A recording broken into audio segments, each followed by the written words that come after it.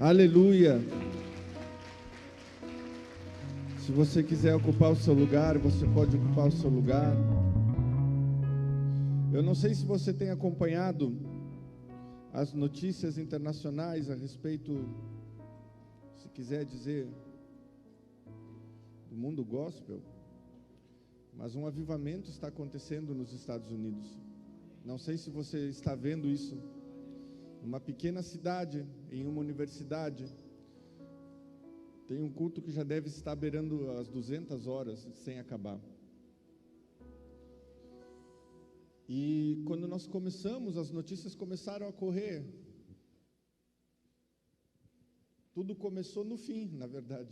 O culto estava acabando, algumas pessoas foram embora e sentiram um calor muito grande, um desejo de voltar. Quando elas voltaram, a banda não tinha parado nunca de tocar, e assim foi. E eles estão lá queimando.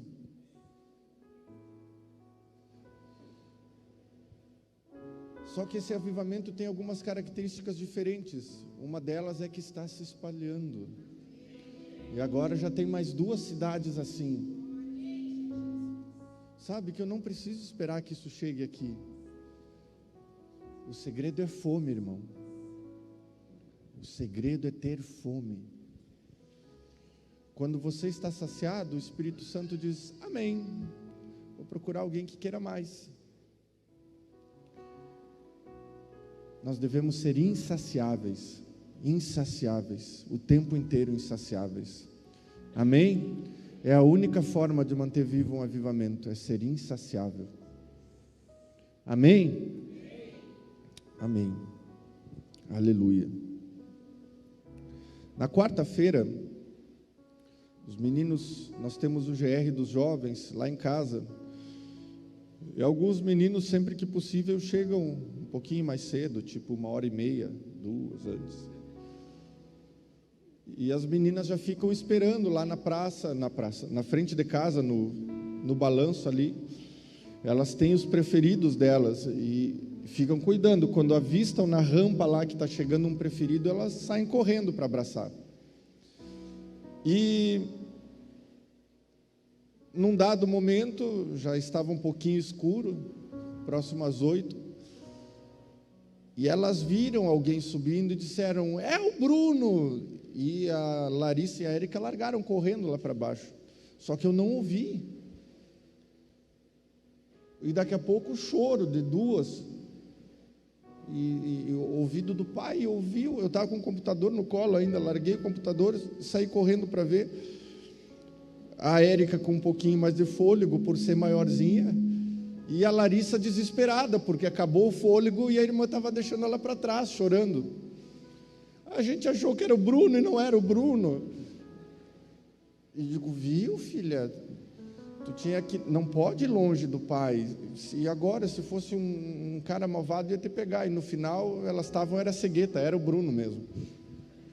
Talvez porque estava escurinho e o Bruno já não é tão clarinho, elas se confundiram.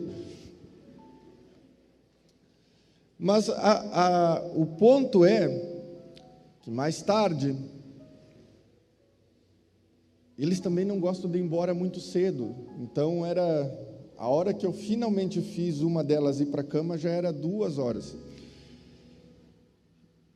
E exatamente 2h15, eu botei a Larissa na minha cama para Marta fazer as outras 2 se acomodarem. E quando eu botei ela na cama, que ela finalmente se acomodou, ela deu aquele suspiro de quem chorou profundamente, sabe? E ela sabe que eu estou por perto, ela só levou a mãozinha de lado, assim, quando ela sentiu que eu estava ali, ela apertou e ficou. Só que naquele momento Deus começou a me dar uma visão da mensagem de hoje, e a qual eu quero compartilhar com você. A importância de você saber que está agarrado no lugar certo. A importância de você saber que está agarrado em Deus diante das suas adversidades, diante dos seus problemas. Porque na prática, meu irmão, todos nós sabemos que devemos estar firmes na rocha, não é? Mas quantos de nós, apesar de sabermos que precisamos estar firmados na rocha, às vezes não fraquejamos? E esta é a nossa humanidade. E às vezes nós precisamos de uma palavra rema que venha queimar no nosso coração para nos fortalecer mais uma vez. Isso é fato. Amém? Eu quero compartilhar, eu falei um pouquinho rapidamente disso com os jovens ontem. Se você quiser abrir a sua Bíblia comigo, no Salmo 18, versículo 1.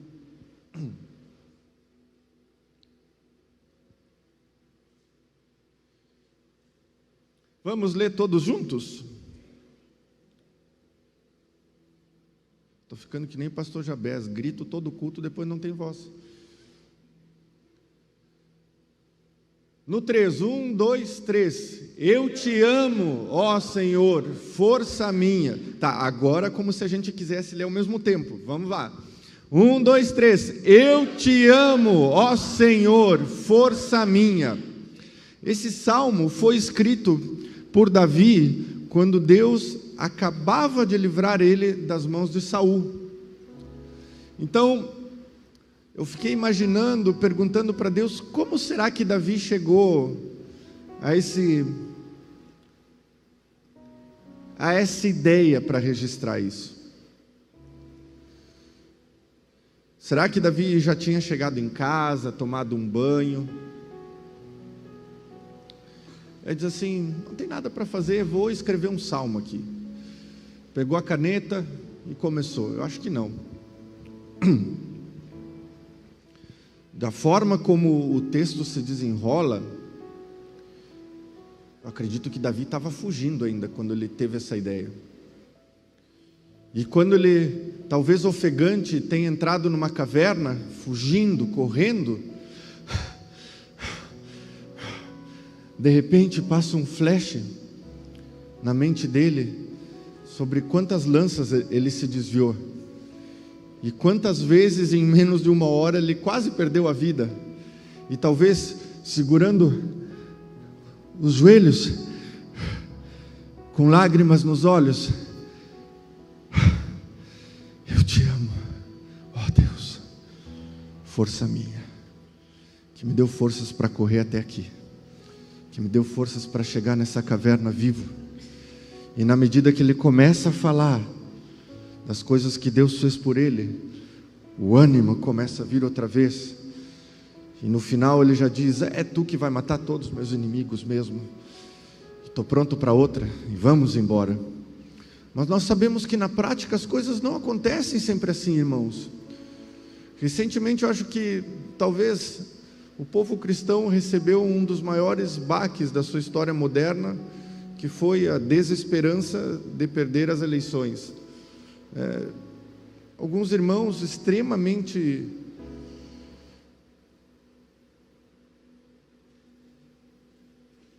tristes, alguns quase depressivos, alguns poucos pensando em saltar da ponte, que agora estamos tudo perdido. E o fato é que a igreja já viveu coisas bem piores do que o 9 dedos no governo. Bem piores. Tipo, ser comido por leão, a menos que ele dissesse: a partir de amanhã vou soltar os leões. Mas o fato é que a gente se apoca por pouca coisa.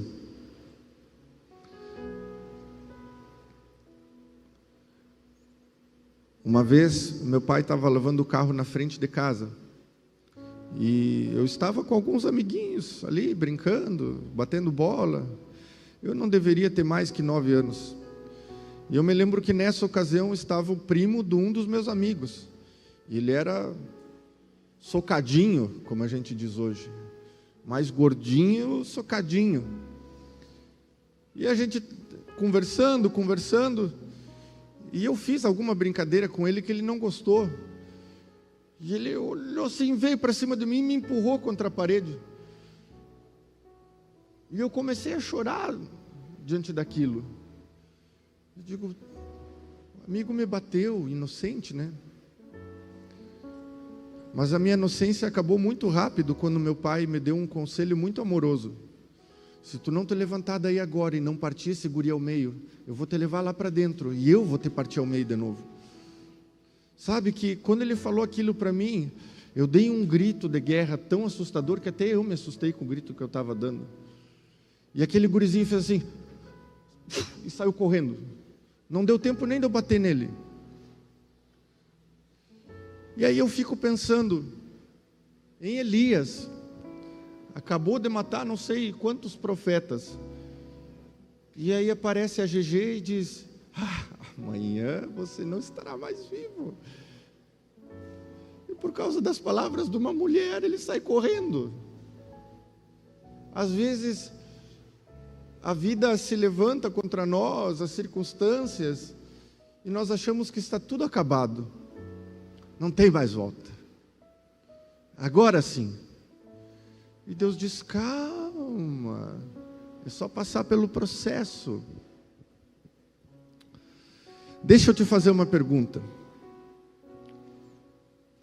Você alguma vez já orou falando a Deus assim, Deus, controla a minha vida? Seja sincero, quem aqui já orou assim? Levanta a mão. Você foi atendido ou não? Seja sincero. Você acha que você foi atendido? Lá vem aquelas perguntas capciosas. Deixa eu fazer uma pergunta para você outra vez. Quando Jesus estava lá no Getsêmani, ele disse, ó Deus, controla a minha vida porque este fardo está difícil. Ou ele disse, Pai, se puder, passa de mim esse cálice, mas seja feita a tua vontade. Vontade é o mesmo que controle? Vamos lá, irmãos, me ajudem. É o mesmo ou não é? Não, isso. Daqui a pouco vão começar a dormir. É claro que não. Embora muitos de nós ficassem felizes se um dia aparecesse um anjo para nós e dissesse, parabéns, seu pedido foi atendido, a partir de hoje você é controlado. Bueno, Deus, e agora? 2 passos para trás. Não ia ter graça. Deus não controla ninguém, não controlou o próprio filho, muito menos vai controlar você. Amém? Quantos gostam de ser controlados? Tá difícil. Deixa eu dar um exemplo mais prático. O telefone toca 10 horas, você está no jogo com os amigos. Vai posar com eles? Ou vai voltar para casa? Sim, o nenê está doente, pessoal, tem que... Alguém aqui gosta de ser controlado? Nessa hora bate mudice aguda. Ninguém fala nada, porque se falar, toma um beliscão do lado. Então é mais fácil fingir que não ouviu. O fato é que nenhum de nós gosta de ser controlado, irmãos. Amém? Porque Deus nos fez livres. Amém? Tem vários textos na Bíblia que falam disso. Por exemplo, João 8, 31 e 32. Disse, pois, Jesus aos judeus que haviam crido nele, se vós permanecerdes em mim, na minha palavra, sois verdadeiramente meus discípulos, e conhecereis a verdade vos libertará. 1 Pedro 2,16, como livres que sois, não usando todavia a liberdade por pretexto da malícia, mas vivendo como servos de Deus. Tem vários. Mas se eu disser para você, apenas hipoteticamente, que muitas vezes você escolhe ser controlado, e não é por Deus.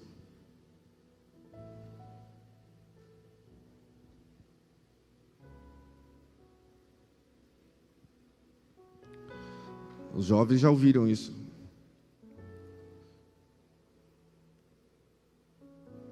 Se eu disser para você que tem alguém que controla a sua vida financeira, você gostaria que alguém dissesse quando você pode gastar o seu dinheiro? Em que você pode gastar o seu dinheiro?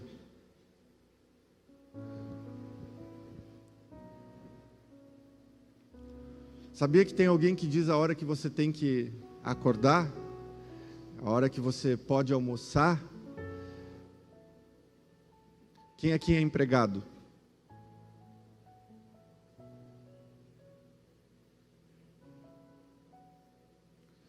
Você agora tem que dormir às 10, porque amanhã precisa levantar cedo para chegar no horário estipulado. E não foi estipulado por você. Depois você vai sair para almoçar, mas não na hora que te der vontade, na hora que foi estipulada a você almoçar. E você não vai ficar o tempo que você gostaria de ficar, é o tempo que foi estabelecido por controle para que você fique para almoçar. E depois você tem que retornar. E você não vai embora do trabalho às 4 horas da tarde como bem gostaria. Você vai embora no horário que foi estipulado para você ir embora.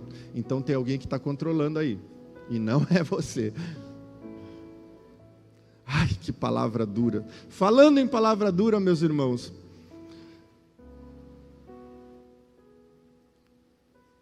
Eu não posso ser controlado, eu não posso me permitir o controle. Então eu quero aliviá-los dizendo que daqui para frente só fica pior. Assim você não gera expectativa em mim.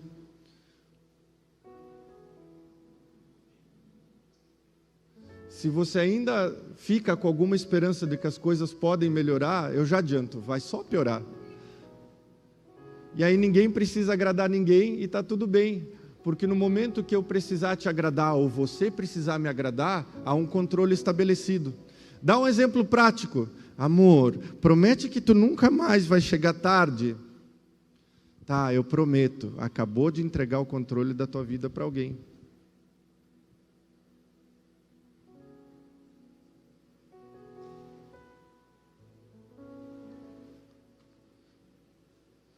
Viu que coisa doida isso? Amor, promete que não vai mais falar assim comigo.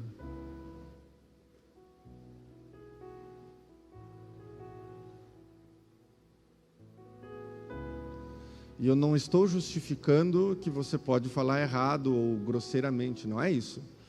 Eu estou falando aqui de controle.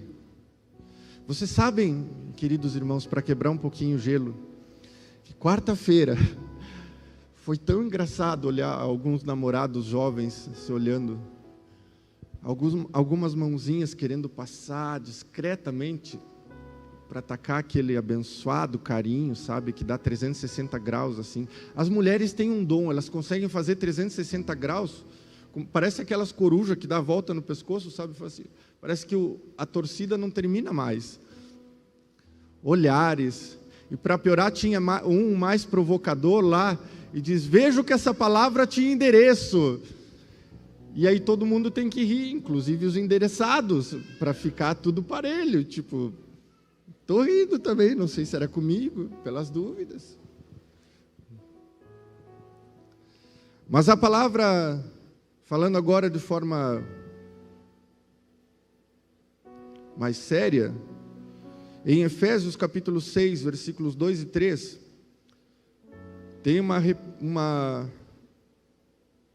repetição daquilo que está lá em Deuteronômio. Honra teu pai e tua mãe, que é o primeiro mandamento com promessa, para que te vá bem e tenhas longa vida sobre a terra. Esse te vá bem é que sejas abençoado financeiramente. E não se preocupe que eu não vou falar de dízimos, ofertas e primícias, só vou falar disso aqui. Você quer ser livre, sem controle financeiro? Vai honrar papai e mamãe. E eu sei do que eu estou falando. Tem gente aqui que não consegue falar com o pai e a mãe. Eu sei porque eu aconselho, eu sou pastor nesta casa, e eu sei porque hoje, em especial, Deus me mostrou pela manhã. Vá honrar seu pai, querido. Vá honrar sua mãe, porque depois que ele partir, não adianta mais dizer ele era tão bonzinho. Porque não falou isso para ele enquanto estava vivo? Né? Olha como os amém somem, Jesus amado. Diz um amém aí, diz um amém. Amém.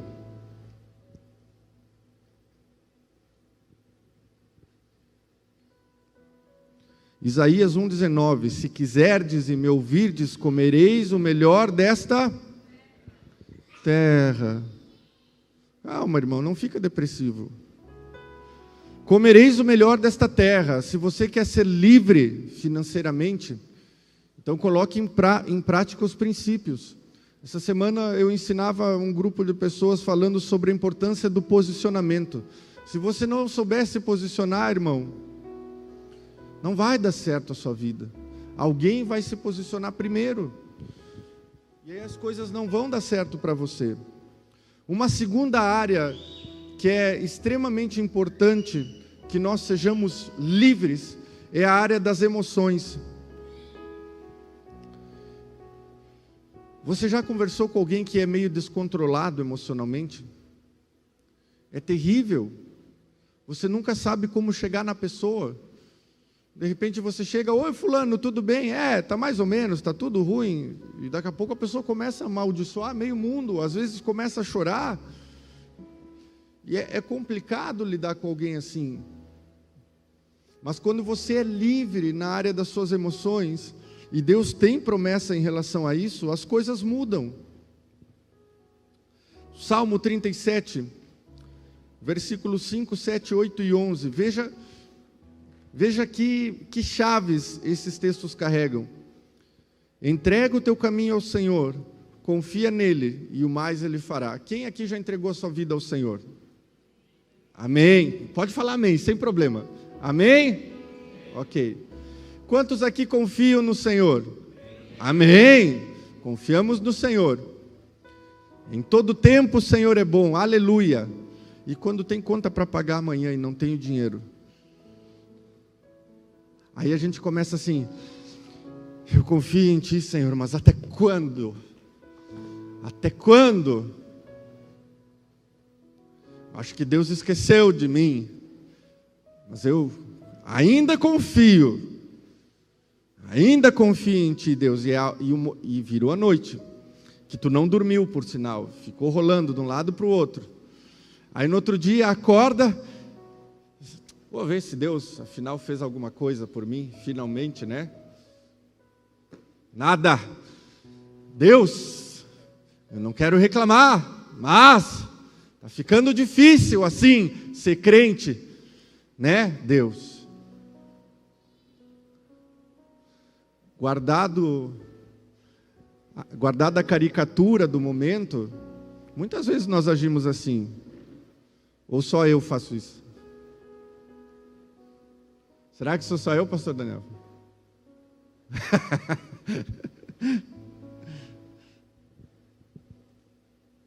Quando nós confiamos no Senhor, quando nós nos aquietamos nele, é nos aquietar nele. Até ela é muito maniática com os temas dela. Quando ela lembra que tem tema dentro de casa, meu Deus, pai, me ajuda a fazer o tema. Sim, filha, só um minutinho. Mas o meu tema, não posso esquecer de fazer o tema. Sim, filha, já entendi, só um pouquinho. Pai, não esquece do meu tema, porque se você esquecer o tema... Você já conheceu alguém assim? E às vezes a gente é assim com Deus também. E qual é o jeito correto de orar então? Lembre o Senhor das promessas. Tu falou, Deus, no Salmo 37, que eu deveria confiar em Ti. Eu confio em Ti. Eu confio em Ti. Eu só chamo a existência a Tua provisão porque ela tem que vir, porque o Senhor falou que ia cuidar de mim. E pronto. Termina o assunto. Porque senão você não tem fé. É só uma crendice. É só uma mandinga, uma reza braba, para ver se acontece alguma coisa. Versículo 7 diz: descansa no Senhor e espera nele. Não te irrites por causa do homem que prospera em seu caminho, por causa do que leva a cabo os seus maus desígnios.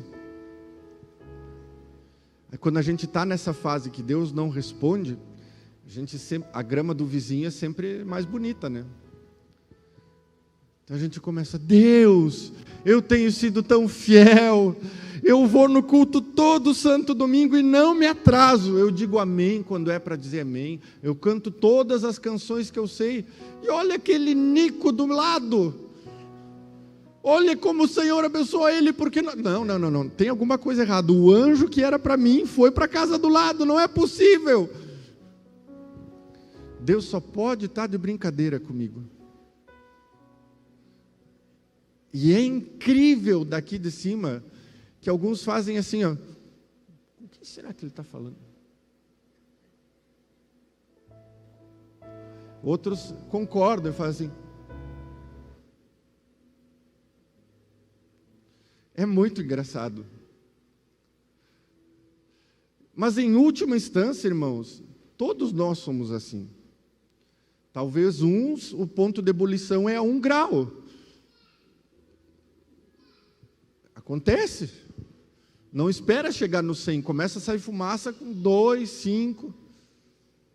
Mas o fato é que todos nós passamos por pressões, e em algum momento todos nós vamos fraquejar. Porque se você não fraquejar, irmão, não sei como é que você não foi levado para cima ainda. Já está pronto. Ou para baixo. 8. Deixa a ira, abandona o furor, não te impacientes. Certamente isso vai acabar mal.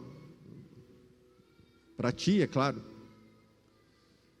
Descansar no Senhor é aprender a ser livre nas emoções. É difícil, é óbvio que é difícil.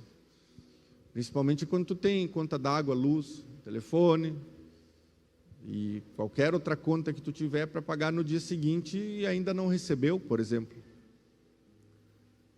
Mas é aí que nós temos que nos diferenciar daqueles que não têm Deus. Porque para aqueles que não têm Deus não resta muito. Ou segue o caminho da perversidade, vai roubar, vai fazer algum trambique para conseguir um dinheiro fácil, vai tentar achar alguém para quem pedir um dinheiro emprestado. Mas nós deveríamos manifestar nossa fé em Deus, nós deveríamos chamar a existência a provisão, nós deveríamos de alguma forma fazer com que Deus nos abençoasse, porque Ele quer nos abençoar, mas somos crentes com métodos humanos muitas vezes. E o versículo 11, mas os mansos herdarão a terra, e se deleitarão na abundância da paz. Olha que maravilha!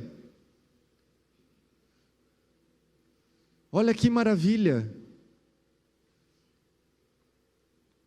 Os mansos se maravilharão na paz. Filipenses, capítulo 4, versículos 6 e 7. Não andeis ansiosos de coisa alguma, em tudo, porém, sejam conhecidas diante de Deus as vossas petições, pela oração e pela súplica, com ações de graça. E a paz de Deus, que excede todo entendimento, guardará o vosso coração e a vossa mente em Cristo Jesus. Versículo 32 do capítulo 16. Melhor é o que tarda em irar-se, Provérbios 16, 32. Melhor é o que tarda em irar-se do que o poderoso, e o que controla o seu ânimo do que aquele que toma uma cidade. Será que ele forçou a barra ou ele estava falando sério? Quanto você se controla em Deus? Seja sincero. Os tempos estão se afunilando e nós precisamos estar prontos para o que vem por aí. E uma das estratégias fundamentais para esse tempo, meus irmãos, é aprender a controlar as nossas emoções, nós mesmos, e não sermos reféns das emoções, não sermos controlados pelas nossas emoções.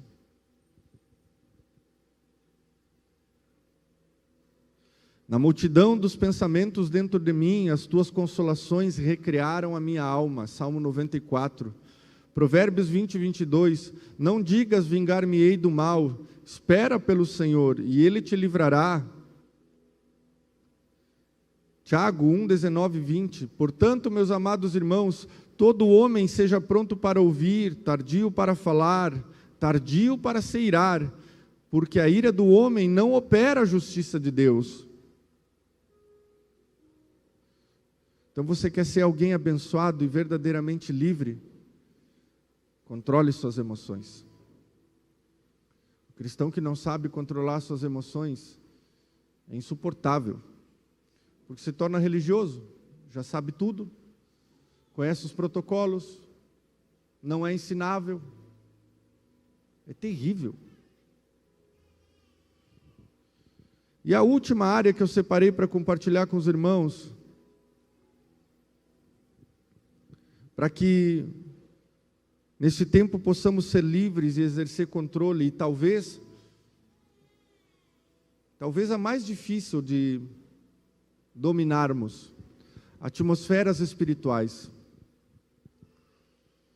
Todos nós precisamos aprender a controlar a atmosfera espiritual do lugar que estamos.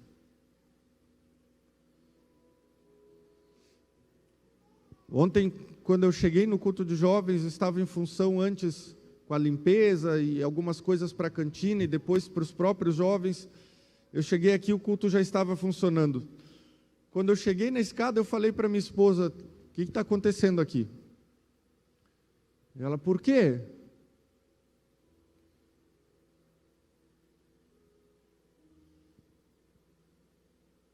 Quando eu cheguei, o culto estava parecido com o começo do culto de hoje. Pesado. E talvez você nem tenha percebido que estava pesado. Que já é mais um sinal que você precisa aprender a controlar a atmosfera espiritual do lugar que você está. Se você percebeu, ponto. A pergunta é: o que você fez para mudar? Quando um cristão não consegue dominar a atmosfera espiritual do lugar que ele está, ele é um escravo. Quem já não morou numa casa onde tudo se quebrava? Cristais. Uma vez eu morei numa casa que a mesa de vidro se partiu ao meio. Tem coisa errada aqui, vamos mudar os ares.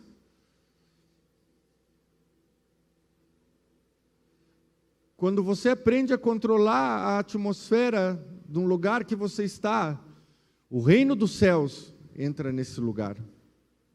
Quando você aprende a trazer o reino para as suas coisas, para o seu trabalho, para a faculdade, para a sua casa, obrigatoriamente as coisas precisam mudar. Entende o que eu estou falando? As coisas precisam mudar. Eu quero compartilhar 2 textos do mesmo capítulo. Jesus era um mestre em mudar a atmosfera de lugares. Continua sendo, mas no seu ministério terreno, ele era um mestre. Capítulo 5, versículo 17 do livro de Marcos.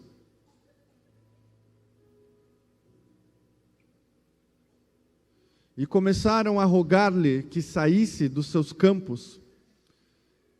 Essa porção é do momento em que Jesus desembarca e o endemoniado gadareno vai ao encontro dele, e ele, repreendendo os demônios dizem a ele: por favor, deixa que possamos entrar naquela vara de porcos, e ele permite, e os demônios entram nos porcos. Algumas versões relatam que eram mais de 100 porcos, e os porcos se jogam do precipício e morrem afogados no alto mar. Então o povo daquela cidade, em vez de chegar para ele e dizer: uau, vejo que és profeta, o que preciso para te conhecer melhor? O que farei para herdar um lugar no céu? Dizem para ele: por favor, sai daqui. Jesus acabou de mudar os ares daquele lugar. Pelo menos, eles se chamavam legião. Uma legião era formada por 1000 soldados. Pelo menos 1000 demônios foram embora daquele lugar. E os caras não entenderam nada e disseram: perdi meus porquinhos. Por favor, vá embora daqui. No mesmo capítulo, Jairo chama Jesus para orar pela sua filha que estava enferma. E Jesus tenta entrar com mansidão na casa de Jairo. Entrando diz: por que vocês estão alvoroçados, estão chorando? A menina não está morta, apenas está dormindo. E as pessoas começaram a rir dele. O que ele fez? Você conhece essa história. O que ele fez? Sabe de uma coisa? Vocês não sabem de nada, saiam daqui. Ele ficou só com seus 3 discípulos mais achegados. E o resto vocês já sabem. A atmosfera de morte deu lugar a uma atmosfera de vida.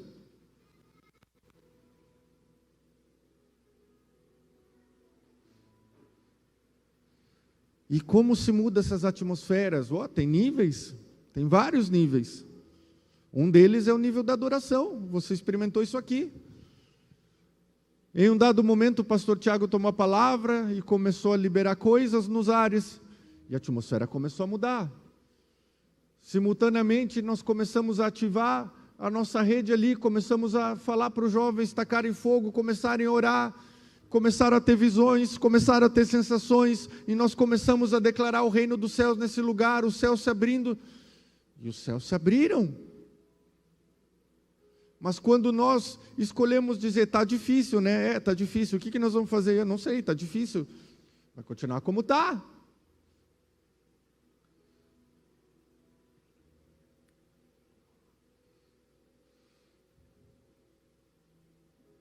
Eu tenho uma filha mais velha que tem hoje 20 anos. Ela sofria, antes dos 4, tem um nome isso, mas eu não lembro.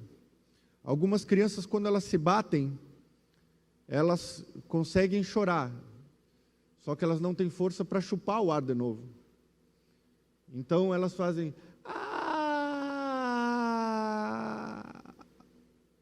e desmaiam, porque não tem força para chupar o ar. Isso é normal até os 4 anos. Pois bem, um dia a gente estava limpando o templo, ela foi para o banheiro, brincando com uma priminha, e ela acabou caindo, e se bateu. Só que eu não estava lá para ver. E quando eu vejo, vem a priminha trazendo ela de arrasto. Ela não está respirando. Irmão, eu peguei ela no colo, dei uma palmada, que era o que fazia ela acordar. Nada, dei a terceira, e ela não acordava. E eu pensei rápido e digo, eu preciso de um carro, eu tenho que ir para o hospital. E um tio meu que estava lá naquele então diz assim, vamos para a caminhoneta. Da onde nós estávamos até Semeco deve ter o quê? 1 quilômetro no máximo? Né? 1 quilômetro, em linha reta ainda por cima. O meu trabalho daqui até lá era respiração boca a boca e palmada. Só que pensa no desespero de ver o teu filho pequenininho não respirando. E começou a acontecer um fenômeno em mim chamado hiperventilação. O que é hiperventilação? É quando o ar entra no teu pulmão, mas ele sai tão rápido que não dá tempo do oxigênio ser absorvido. Então eu estava bombando todo o meu ar nela, e eu já estava ficando sem ar mesmo conseguindo respirar. Isso a 300 metros da igreja ali. E eu já estava ofegante, soprando ar nela e dando palmada, soprando ar nela e dando palmada. E ali, literalmente, eu entendi o que é não ter força para nada e ver alguém que tu ama escorrer pelo meio dos teus dedos. E ali eu vi como o homem é pequeno, insignificante no universo. E eu só tive ar para dizer assim, eu não tenho mais ar, e ela está indo.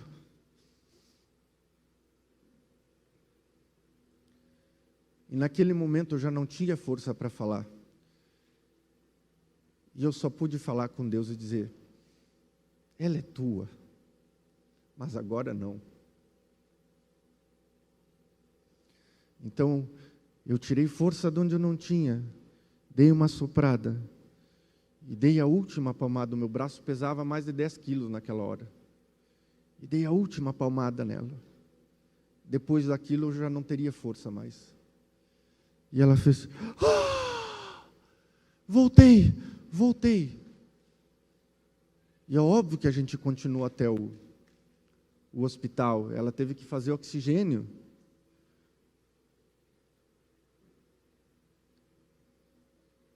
Todo o esforço que eu estava fazendo, e era só ter mudado a atmosfera. Entende o que eu estou dizendo? Aquele último suspiro, aquele último movimento que eu tinha para fazer, valeu mais do que todas as palmadas que eu dei naquele então.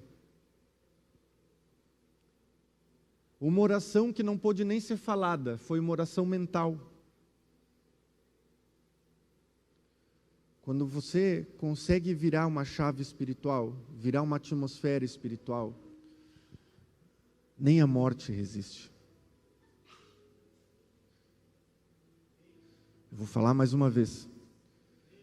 Quando você aprende a mudar atmosferas espirituais, nem a morte resiste.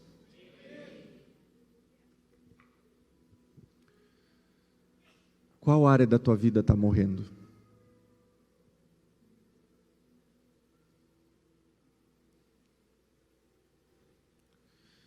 De todas essas áreas em que nós devemos ser libertos, todas são importantes. Quem não quer ser livre financeiramente? Quantos aqui não gostariam de dizer, sabe de uma coisa, hoje depois do culto eu decidi que eu vou tirar umas férias.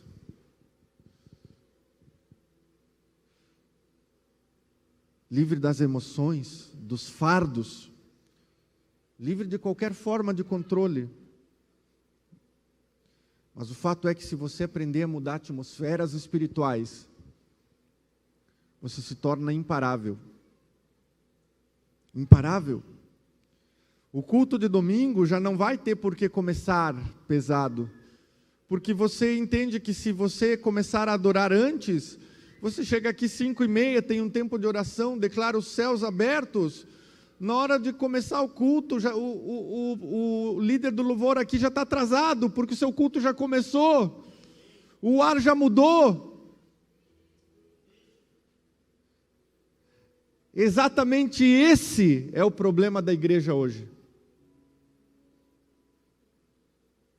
Os améns refletem o problema da igreja hoje. Eu vou dizer qual é. Se entrasse aqui a pessoa mais rica do mundo, você olharia para ela e diria, como eu queria ser como ele. Não. O que na verdade você queria é ter o que ele tem, e não ser como ele.